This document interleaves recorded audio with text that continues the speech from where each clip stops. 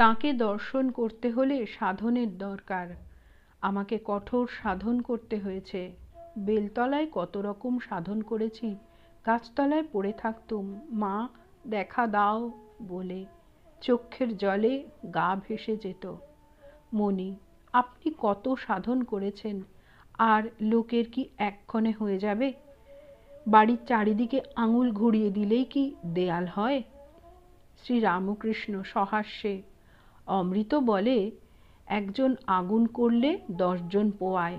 আর একটি কথা, নিত্যে পৌঁছে লীলায় থাকা ভালো।